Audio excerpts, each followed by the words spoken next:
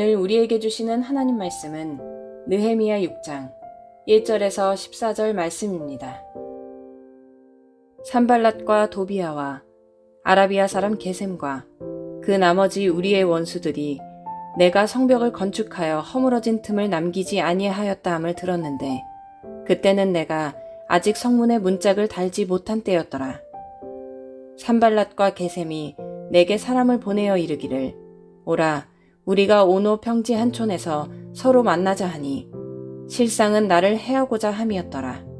내가 곧 그들에게 사자들을 보내어 이르기를 내가 이제 큰 역사를 하니 내려가지 못하겠노라.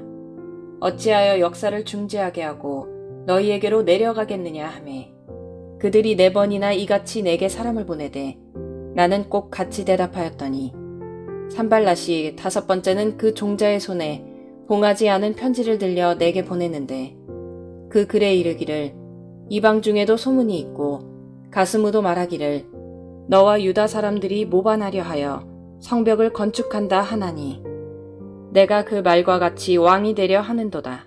또 내가 선지자를 세워 예루살렘에서 너를 들어 선전하기를 유다의 왕이 있다 하게 하였으니 지금 이 말이 왕에게 들릴지라.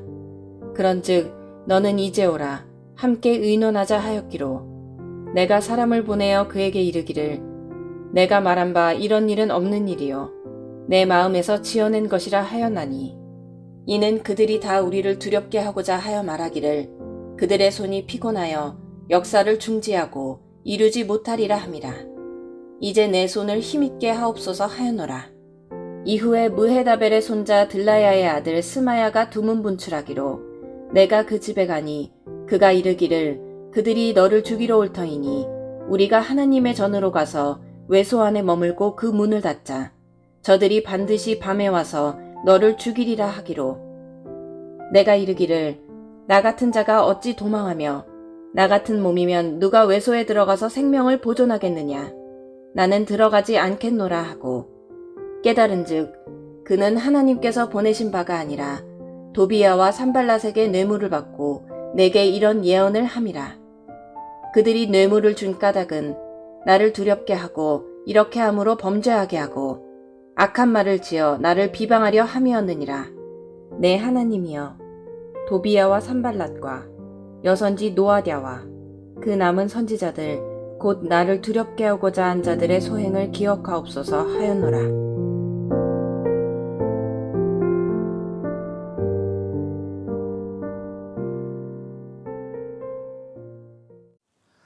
느헤미야는 드디어 어려운 성벽 공사일을 거의 다 마쳤습니다.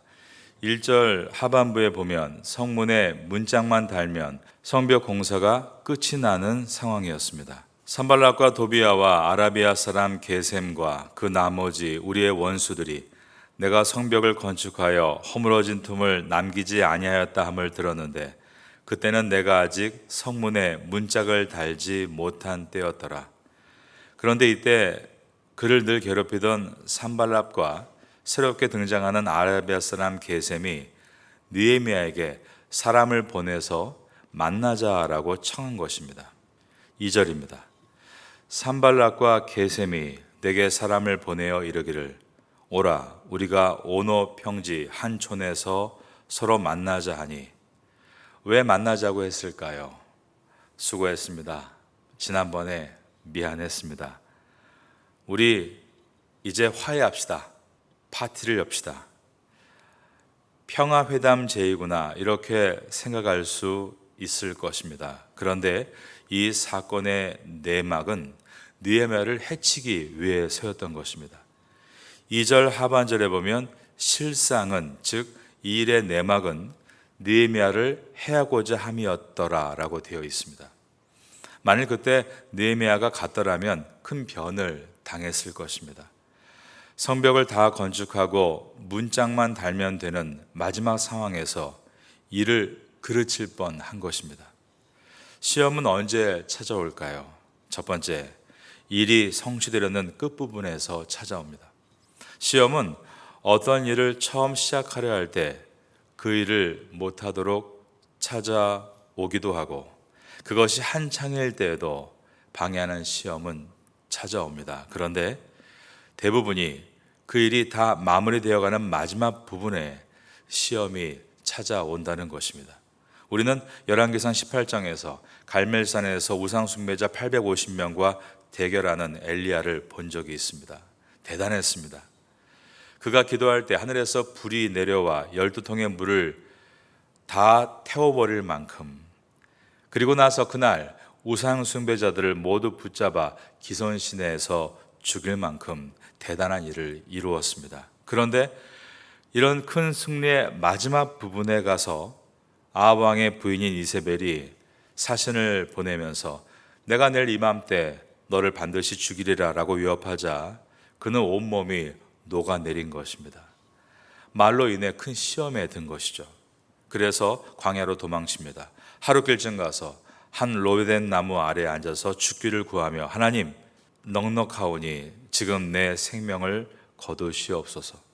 그는 그렇게 자신의 생명을 포기하는 기도를 드린 일이 있습니다.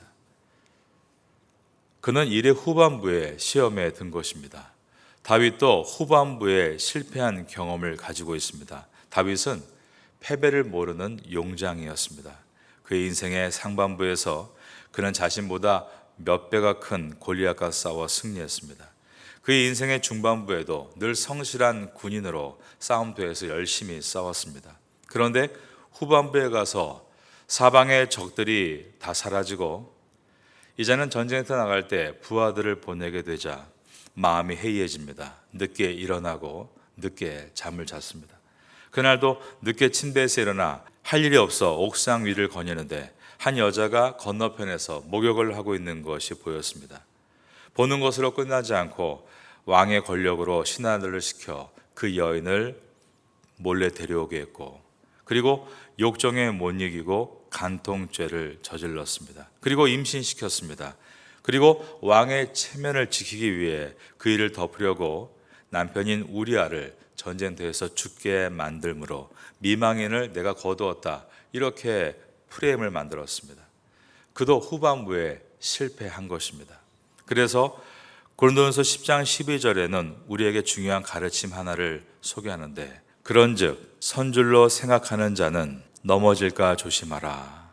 여기서 선줄로 생각한다는 말은 거의 다 됐을 때를 뜻합니다. 그때도 넘어질까 조심하라 라고 했습니다. 우린 그러므로 이제는 됐구나라고 생각할 때 넘어지지 않도록 각별히 주의해야 합니다. 느헤미야도 일의 마지막에 시험이 찾아왔습니다. 느헤미야에게 찾아온 첫 번째 시험은 이젠 좀 쉬자, 파티를 즐기자, 좋은 것이 좋은 것이다. 그러나 이것은 느헤미야를 죽이려고 하는 시험이었습니다. 느헤미야는 마지막에 찾아오는 마음이 무너지는 것이나 안일함에 빠지지 않으려고 힘쓰면서 지금 하는 일이 너무 중요하기 때문에 갈 수 없습니다라고 대답했습니다. 3절입니다. 내가 곧 그들에게 사자들을 보내어 이르기를 내가 이제 큰 역사를 하니 내려가지 못하겠노라. 어찌하여 역사를 중지하게 하고 너희에게로 내려가겠느냐 하매. 무려 4번이나 사람을 보내서 느헤미야를 유혹했지만 느헤미야는 잘 이겨냈다라고 되어 있습니다. 4절입니다. 그들이 4번이나 이같이 내게 사람을 보내되 나는 꽃같이 대답하였더니. 그러자 산발랏이 5번째 사람을 보내면서는 편지를 하나 보내는데 임봉하지 않은 상태로 편지를 보낸 것입니다. 5절입니다. 산발랏이 5번째는 그 종자의 손에 봉하지 않은 편지를 들려 내게 보냈는데, 그 당시에 편지라는 것은 큰 포스터처럼 종이를 이렇게 말아서 수신자만 볼 수 있도록 불에 녹인 노총을 접는 부분에 떨어뜨리고 도장을 찍었습니다. 그래서 그것이 배달 중간에 만약에 떨어져 있으면 누가 읽어본 것이고 그 메신저는 자신의 임무에 실패하는 것입니다. 그런데 산발랏이 느헤미야에게 편지를 보내면서 임봉을 하지 않았다라고 되어 있습니다. 그리고 이 편지의 내용은 이방 중에도 소문이 있다. 그리고 가스무라는 자도 말하기를 너와 유대 사람들이 모반하려 하여 성벽을 건축한다고 하니 내가 그 말과 같이 왕이 되려 한다 라는 엄청난 말이 기록되어 있었던 것입니다. 6절입니다. 그 글에 이르기를 이방 중에도 소문이 있고 가슴 묻어 말하기를 너와 유다 사람들이 모반하려 하여 성벽을 건축한다 하나니 내가 그 말과 같이 왕이 되려 하는도다. 우리나라 조선시대를 보면 영모라는 단어가 나오면 샅샅이 그를 조사하게 되고 사실로 판명되면 참수를 당하거나 조금만 관련돼도 유배를 당했습니다. 산발락과 게셈이 이런 무시무시한 말을 편지에 써놓고 이 편지를 봉함하지 않은 것은 이 편지를 메신저가 가지고 오면서 이 루머가 퍼져나가도록 한 것입니다. 그러므로 두 번째 시험은 무슨 시험인가? 바로 악성 루머입니다. 지금 산발락과 게셈은 악성 루머를 퍼뜨리기를 느헤미야가 성벽 건축을 핑계로 유다 사람들을 모아 왕이 되려 한다라고 하는 엄청난 무서운 얘기를 하고 있는 것이었습니다. 여러분도 이런 경험이 있으십니까? 누가 여러분에 대해서 헛소문을 퍼뜨려서 여러분을 난처한 궁지로 몰아넣는 경우입니다. 그래서 밤새 한잠 못 자고 뒤척이는 경험입니다. 우리나라에 아니 땐 굴뚝에 연기 나랴라는 속담이 있습니다. 하지만 성경적으로 보면 아니 땐 굴뚝에도 연기가 납니다. 느헤미야를 보십시오. 이런 일들이 많이 일어나는 것입니다. 그런데 소문은 느헤미야가 불을 붙였으므로 굴뚝에 연기가 나는 것처럼 느헤미야가 영모를 꾸미고 있다. 이렇게 루머가 떠들고 있었습니다. 우리는 여기서 혀가 주는 위력을 잠시 생각해야 합니다. 야고보서 3장 5절과 6절에 보면 이와 같이 혀도 작은 지체로 돼 큰 것을 자랑하도다. 보라, 얼마나 작은 불이 얼마나 많은 나무를 태우는가. 혀는 불이요 불의의 세계라. 혀는 우리 지체 중에서 온몸을 더럽히고 삶의 수레바퀴를 불사르다니 그 사르는 것이 지옥불에서 나느니라 라고 했습니다. 중상모략이 상대방의 가슴을 찢게 하고 공동체를 파괴하고 질서를 유린하는 것입니다. 중상모략이란 정확하지 않은 일, 아직 일어나지 않은 일, 그런데 그것을 일어난 사건처럼 자기가 판결자가 돼서 헛소문을 퍼뜨리는 것을 중상모략이라고 합니다. 인간에게는 남의 좋지 못한 말, 남의 실수, 남의 소문을 들으면 기분 좋아하는 나쁜 기질이 있습니다. 한국 사람이건 태국 사람이건 다 마찬가지입니다. 그래서 17세기에 영국에서 메이플라워호를 타고 새로운 땅 아메리카에 가서 하나님의 성도들로 새로운 인생을 살려고 했던 청교도들에게 이러한 중상모략에 대해서 공동체 안에 어려운 위해를 가하지 않게 하기 위해서 늘 세 가지를 확인했습니다. 첫째가 그것이 사실인가를 확인했습니다. 두 번째가 내가 이것을 확인했는가를 점검했습니다. 세 번째, 그것이 사실이라 할지라도 그것을 입으로 말하는 것이 하나님께 영광이 되는가, 그리고 형제에게 유익한가를 점검했습니다. 이것이 우리가 소문을 들었을 때 해야 될 세 가지입니다. 첫째가 사실인가, 두 번째, 내가 확인했는가, 세 번째, 사실이라도 내가 말하는 것이 하나님께 영광이 되는가, 그리고 형제에게 유익이 되는가. 어느 교회 주일학교 아이가 교회에서 주일학교 선생님 설교를 잘 듣고 집에 와서 엄마에게 이렇게 물은 것입니다. 엄마, 도둑질하는 것과 거짓말하는 것 중에서 어느 것이 더 나빠요? 그러자 엄마는 대답하기를 당연히 도둑질이지 라고 했습니다. 그러자 아이가 단호하게 말을 한 것입니다. 아니에요.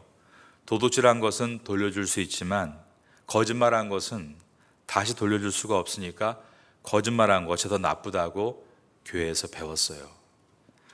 저도 여러분께 이렇게 가르쳐 드리고 싶습니다. 거짓말하는 것은 아주 나쁩니다. 왜냐하면 거짓의 압인 마귀의 종노릇을 하는 것이기 때문입니다. 손으로 죄 지은 것보다 말로 죄 지은 것이 왜 더 나쁠까요? 그것은 한 번 쏟은 말은 담을 수가 없기 때문입니다. 말은 화살처럼 날아가 상대방의 마음에 상처를 내기 때문입니다. 그것은 주먹으로 맞는 것보다 오래 남고 잘 회복되지 않는 것입니다. 느헤미야에게 찾아오는 시험은 이와 같이 첫째가 마지막에 안일함으로 찾아오는 시험과 두 번째가 있지도 않은 일을 있다고 하는 중상모략의 시험이었습니다. 세 번째 시험은 무엇이었는가? 그것은 믿고 신뢰한 사람에게서부터 오는 시험이었습니다. 10절에 보면 이후에 무에다벨의 손자 들라야의 아들 스마야라는 사람이 등장합니다. 이후에 무에다벨의 손자 들라야의 아들 스마야가 두문 분출하기로. 스마야가 누구인가 하면 제사장이고 또한 예언자였다라고 되어 있습니다. 그런데 10절에 보면 스마야가 두문 불출했다라고 되어 있는데 무엇인가 하면 하나님께서 나에게 지금 말씀을 주셨다, 이러한 표현을 하며 집 밖을 나가지 않고 있는 모습입니다. 그 당시에 제사장들은 거룩한 성직에 종사하면서 가끔씩 하나님의 말씀이 자신에게 임하게 될 때 두문불출하며 집 밖을 나가지 않고 하나님 앞에 기도하는 시간을 가졌습니다. 이때 사람들은 하나님께서 지금 이 사람에게 어떤 중요한 말씀을 하시는구나라며 주목하게 되었습니다. 느헤미야는 이스라엘의 총독으로서 스마야의 집에 방문을 했는데 이 스마야가 그를 보자마자 느헤미야, 하나님께서 그러시는데 오늘 밤 산발락과 도비야 그리고 게셈 일당이 당신을 죽이러 올 것이라고 했습니다. 그러니 우리가 하나님의 성전에 들어가서 그 안에 문을 닫고 숨어 있읍시다 라고 한 것입니다. 10절에 보면 이후에 무에다벨의 손자 들라의 아들 스마야가 두문불출하기로 내가 그 집에 가니 그가 이르기를 그들이 너를 죽이러 올 터이니 우리가 하나님의 전으로 가서 외소 안에 머물고 그 문을 닫자. 저들이 반드시 밤에 와서 너를 죽이리라. 그 당시에 성전은 제사장만이 들어갈 수 있었습니다. 특별히 외소 안에 들어가 문을 닫고 숨어 있는다라는 말은 성전들을 지나서 성전 속에 들어가 문을 닫고, 즉 하나님의 임재하시는 지성소 앞에 숨어 있자는 말이었습니다. 그곳은 제사장 외에는 누구도 들어갈 수 없는 곳이기 때문에 안전하겠지만 누구든지 그곳에 들어가면 죄를 범한 것이므로 종교 재판을 받아야 하는 것이었습니다. 스마야는 말합니다. 내가 제사장으로 하나님의 음성을 들었는데 오늘 밤 당신을 죽이려고 지금 자객들이 이 성을 몰려오고 있습니다. 그러니 우리 함께 성전에 들어가서 문을 걸어 잠기고 이 밤의 위기를 모면합시다. 그런데 충격적인 것은 스마야가 산발락과 도비아에게 뇌물을 받고 느헤미야를 이런 위기에 몰아넣기 위해 거짓말을 하고 있다는 것이었습니다. 12절입니다. 깨달은 즉 그는 하나님께서 보내신 바가 아니라 도비아와 산발렛에게 뇌물을 받고 내게 이런 예언을 함이라. 느헤미야는 너무나 큰 충격을 받았습니다. 가장 믿고 따랐던 제사장이 뇌물을 받고 자기를 궁주로 몰아넣기 위해 거짓말을 하고 있기 때문이었습니다. 우리도 이런 충격에 쌓일 때가 있습니다. 아니, 저분이 어떻게 저런 행동을, 아니, 저렇게 공인이 어떻게 저러한 말을.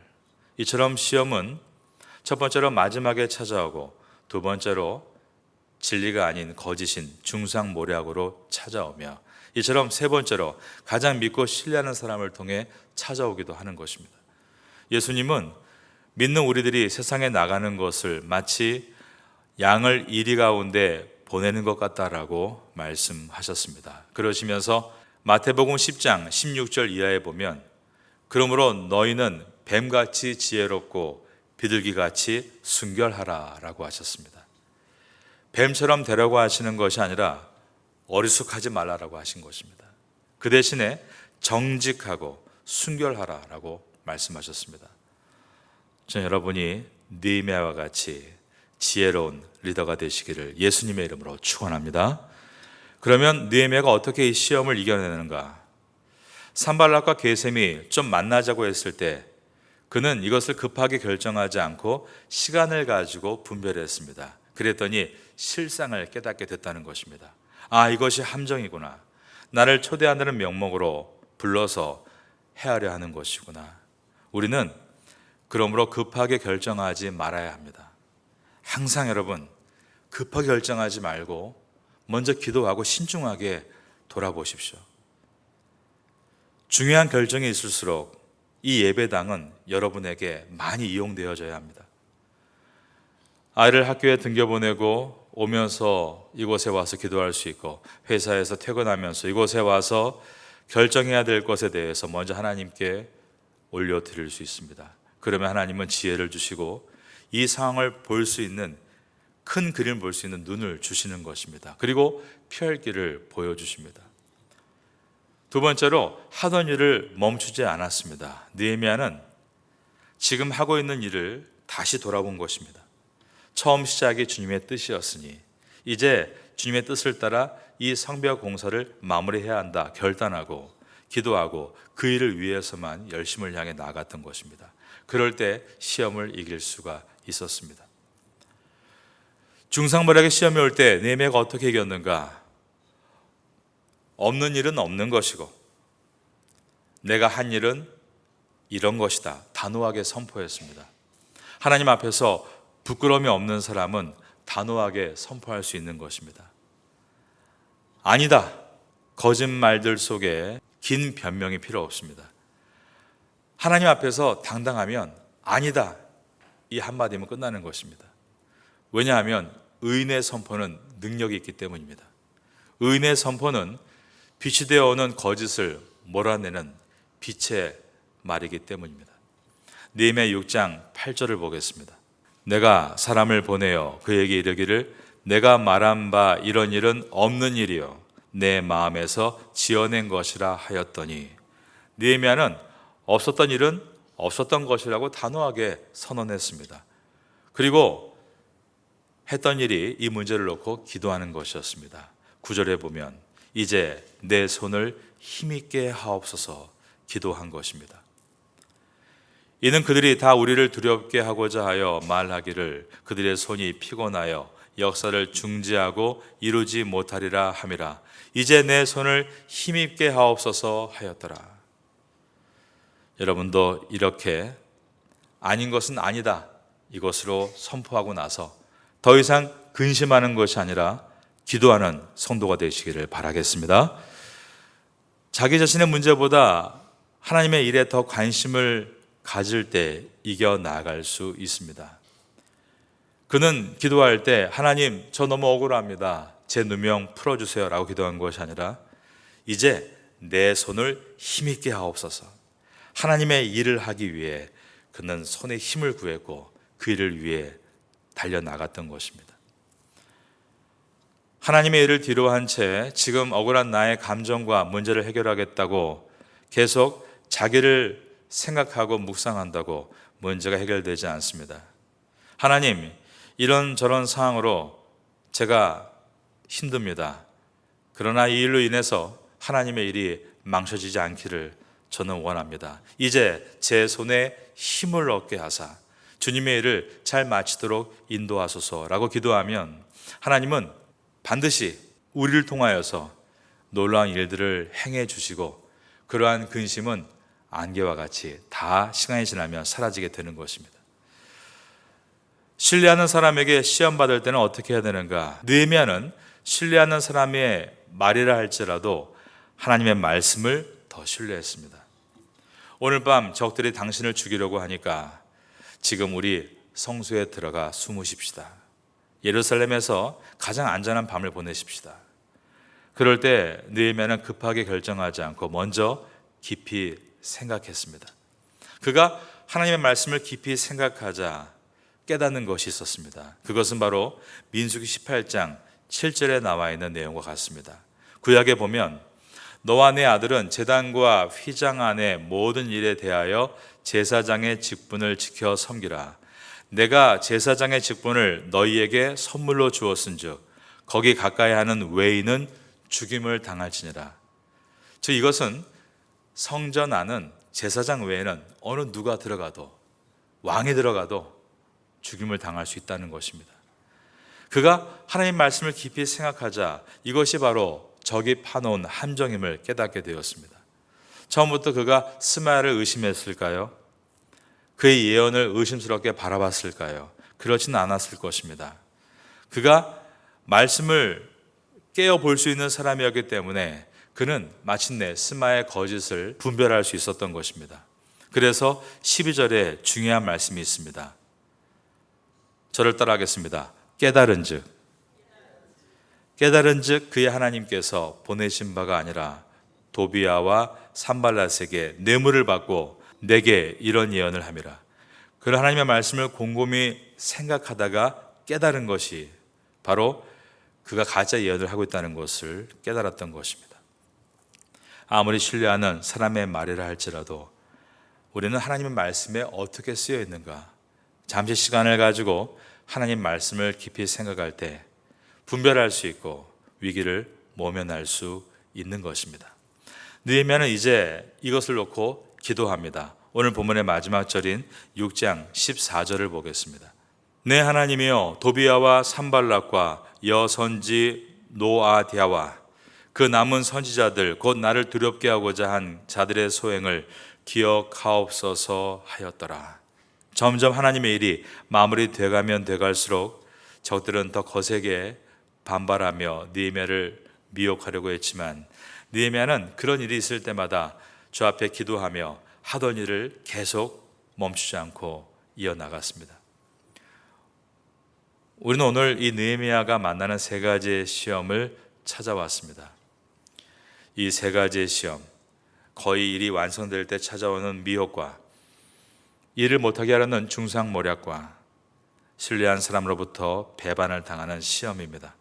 느헤미야가 이 모든 시험을 어떻게 이겼는가? 행동하기 전에, 말하기 전에 깊이 생각하는 훈련, 말씀을 의지하고 기도하는 훈련, 그리고 대항하는 것으로 시간을 뺏기는 것이 아니라 내가 하고 있는 일을 멈추지 않는 모습. 여러분, 진리는 복잡하지 않습니다. 진리는 단순합니다. 그러므로 오늘도 이 말씀을 붙들고 단순하게 내가 하는 일들을 선명하고 분명하게 해나감으로 모든 시험에서 승리하고 결국 주님의 영광을 위해 열매를 맺는 성도가 될 수 있기를 예수님의 이름으로 축원합니다.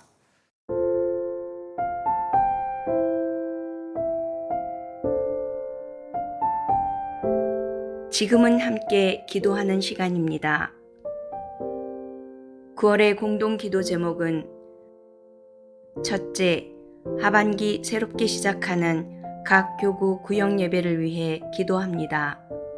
둘째, 한인 교회 학교와 태국인 교회 학교를 위해 기도합니다. 셋째, 주간 장애인 보호센터와 농아인 교회를 위해 기도합니다. 넷째, 9월 21일 장애인 가족 1일 소풍을 위해 기도합니다. 말씀을 붙잡고 기도하는 귀한 시간 되시기를 소망합니다.